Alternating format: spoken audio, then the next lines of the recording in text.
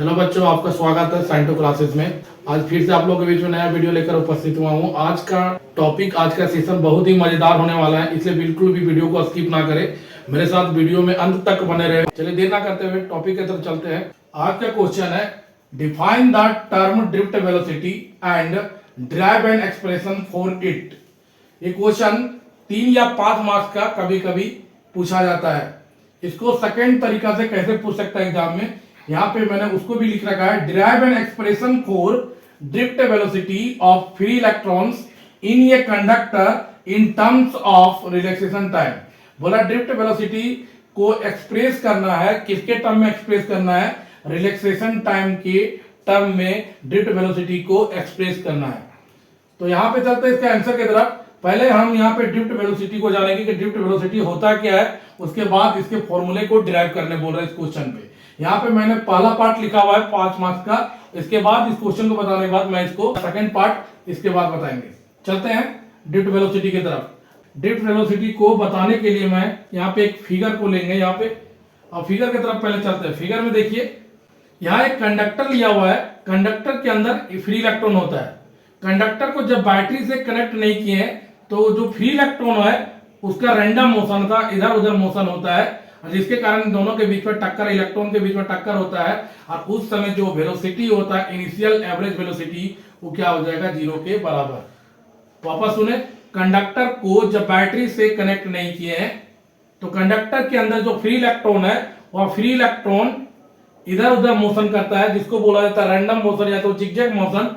तो जब इधर उधर मोशन करेगा, जिसके कारण क्या होगा? इलेक्ट्रॉन का टक्कर होगा, टक्कर होने के बाद उसका जो इनिशियल एवरेज वेलोसिटी आएगा वो किसके बराबर आएगा? 0 के बराबर आएगा। अब आता है सेकंड फिगर में।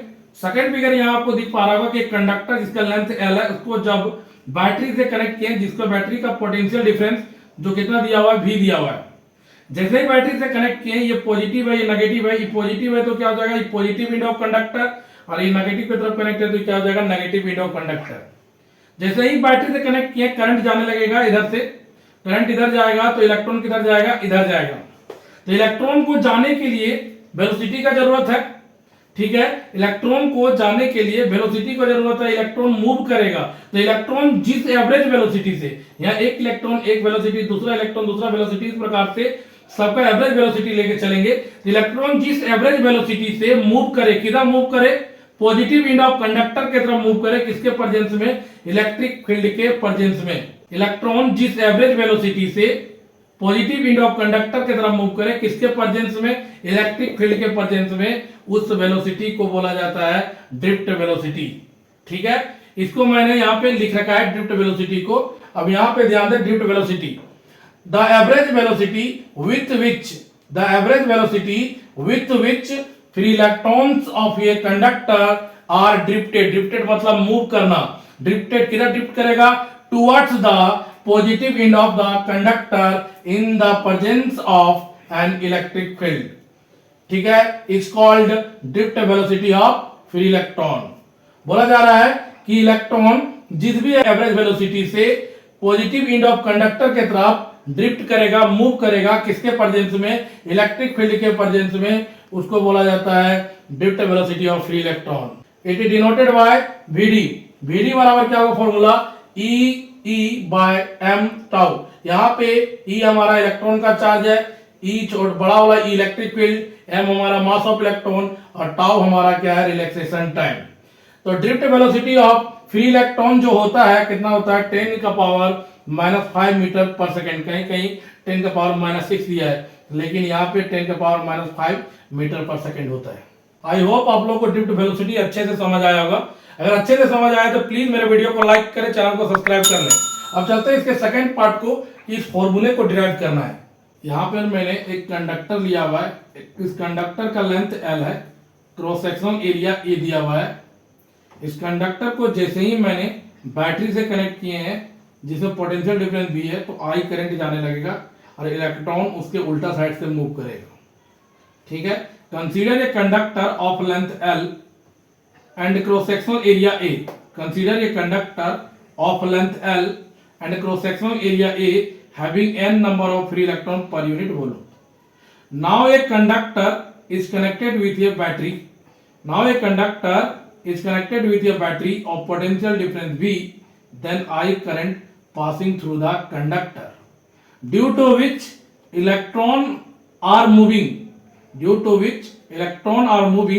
towards positive terminal of battery. इस वाले बात को जहां पे फिगर एक्सप्लेन किए, इस वाले पूरे चीज को मैंने यहाँ पे लिख रखा है। यहाँ पे मैंने लिखा है consider a conductor of length L and area of cross section A having n number of free electron per unit volume. Now a conductor is connected with a battery of potential difference V, then I current pass through it, due to which free electrons are moving towards positive terminal of battery. ठीक है, यहाँ पे मैंने दो figure बना रखा है, यही वाला फिगर सेम यहाँ पर भी है, तो इस फिगर को मैं मिटा देता हूं। अभी यहाँ पे आप दो फिगर देख पा रहे होंगे। एक फिगर के बारे में मैंने एक्सप्लेन यहाँ पे कर रखा था। यहाँ पे ध्यान दे, जब कंडक्टर को बैटरी से कनेक्ट नहीं करते हैं तो इलेक्ट्रॉन का रैंडम मोशन होता है, और रैंडम मोशन होने के बाद इसका कोलिजन होगा, और जो इनिशियल एवरेज वेलोसिटी है u जो होगा वो 0 हो जाएगा। जब कंडक्टर को बैटरी से कनेक्ट किए, जिसका पोटेंशियल डिफरेंस भी है, करंट जाने लगेगा तो इलेक्ट्रॉन उसके उल्टा साइड से मूव करेगा, जिसका फिगर मैंने यहाँ पे पहले वाले फिगर में बिना बैटरी का कंडक्टर है, दूसरे वाले फिगर में बैटरी के साथ कंडक्टर है। चलिए चलते हैं इसका डेरिवेशन की तरफ। Let -e charge on electron, m हमारा मास ऑफ इलेक्ट्रॉन, और f है force acting on charge particle. आप लोग इलेक्ट्रोस्टैटिक्स में फोर्स का फॉर्मूला पढ़े होंगे, F बराबर QE। तो F बराबर यहाँ पे क्या हो जाएगा, चार्ज क्या दिया हुआ है, यहाँ पे इलेक्ट्रॉन का चार्ज दिया तो -e दिया हुआ है, ये इक्वेशन 1। इलेक्ट्रॉन क्या कर रहा है, मूव कर रहा है, इसलिए यहाँ पे जो फॉर्मूला लगेगा Newton second law of motion. क्या फॉर्मूला होता है, F बराबर ma। तो a बराबर क्या हो जाएगा, F बाय m।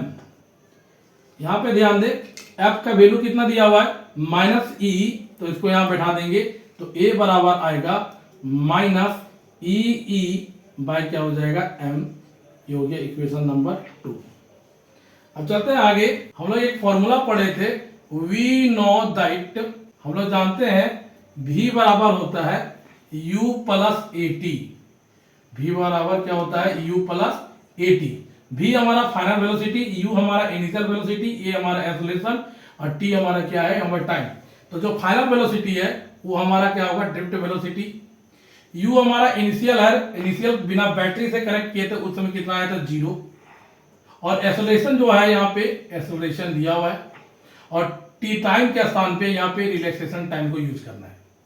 तो ये हमारा ड्रिफ्ट वेलोसिटी हो गया, एक्सेलरेशन हो गया, और इनिशियल जो u है वो हमारा कितना होगा, 0।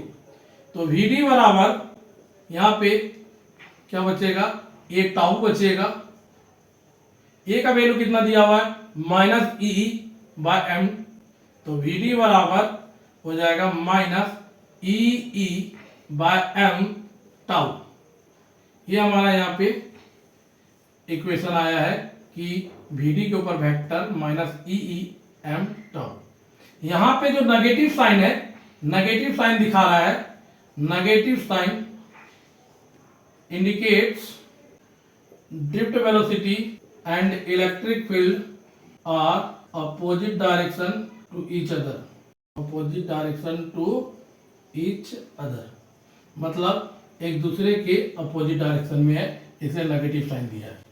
अब यहाँ पे इसको पॉजिटिव बनाना है तो इसके लिए क्या लगाना पड़ेगा, मोड। तो हम इसका सिर्फ मैग्नीट्यूड यूज करेंगे, तो यहाँ पे मोड लगा दिए, यहाँ पर भी मोड लगाना पड़ेगा, vd बराबर EEM, टाउ पे मोड लगा दिए, तो हमारा निकल के आएगा vd बराबर EEM, और यहाँ पे आ गया टाउ। यहाँ पे आप देख पा रहे होंगे ड्रिफ्ट वेलोसिटी को रिलैक्सेशन टाइम के टर्म में डिनोट किए। अब यहाँ पे ध्यान दे, electron constant, mass of electron constant, और रिलैक्सेशन टाइम को अगर कांस्टेंट मान लेते हैं, अगर EM टाउ को अगर कांस्टेंट मान लेते हैं, तो जो हमारा ड्रिफ्ट वेलोसिटी है वो डायरेक्टली प्रोपोर्शनल हो जाएगा किसका, इलेक्ट्रिक फील्ड का। तो drift velocity directly proportional to applied electric field, ये VVI ऑब्जेक्टिव है, इंपॉर्टेंट। ये आता है बार बार एग्जाम में कि ड्रिफ्ट वेलोसिटी इलेक्ट्रिक फील्ड का क्या होता है, तो डायरेक्टली प्रोपोर्शनल होता है। 5 मार्क्स वाले क्वेश्चन के फर्स्ट पार्ट को डिस्कस कर लिया है। अब आते हैं इसके सेकंड पार्ट में। सेकंड पार्ट है, क्वेश्चन है deduce Ohm's law using the concept of drift velocity. Ohm's law को डेड्यूस करना है ड्रिफ्ट वेलोसिटी के कॉन्सेप्ट को यूज करके ओम्स लॉ को डिराइव करना है। तो यहाँ पे चलते हैं। We know that the relation between current and drift velocity, current and drift velocity के बीच के एक रिलेशन आप लोग पढ़े होंगे, I बराबर NEA/VD। यहां पे ध्यान दें, अभी एक ड्रिफ्ट वेलोसिटी का फॉर्मूला होता है VD बराबर EE/m टाउ। मैंने यहां पे बैठाना है, तो I बराबर NEA, VD के स्थान पे क्या बैठेगा EE/m टाउ। ठीक है, इसको अच्छे से अरेंज करते हैं। तो I बराबर n, इलेक्ट्रॉन 2 बार है तो इलेक्ट्रॉन को 2 बार मल्टीप्लाई किए, यहाँ पे A है तो A लिखे हैं, फिर यहाँ पे M है तो M लिखेंगे, और फिर टाउ है तो टाउ, और उसके बाद यहाँ पे बचा हुआ E। हम लोग जानते हैं इलेक्ट्रिक फील्ड का फॉर्मूला E बराबर V बाय क्या होता था R।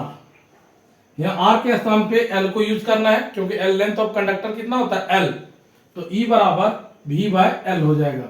यहाँ पे ध्यान दे, I बराबर NE² A tau bye M, और यहां हो जाएगा E बराबर V बाय L। R के स्थान पे क्या यूज करना है L को, क्योंकि L हमारा क्या लेंथ ऑफ कंडक्टर है। इसको अच्छे से अरेंज करेंगे तो आपको ध्यान देना होगा। यहाँ पे देखिए ये V है, चाहे ML को यहाँ भेज देते हैं, तो ये हो गया ML इंटू I बराबर क्या बचा हुआ है NE² टाउ A इंटू क्या बचा हुआ है V।